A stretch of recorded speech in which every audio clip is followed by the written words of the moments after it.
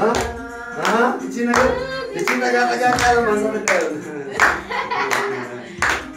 Boleh dijawab langsungnya lagi betul.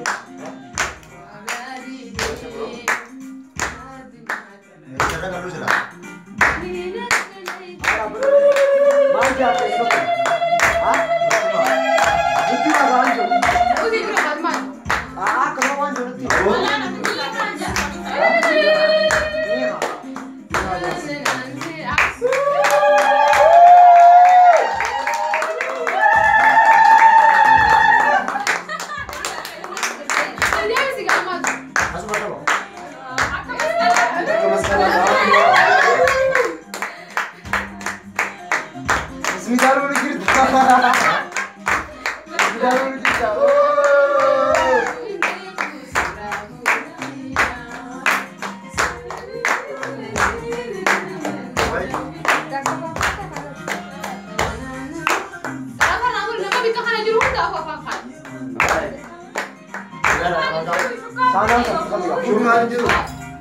Suka.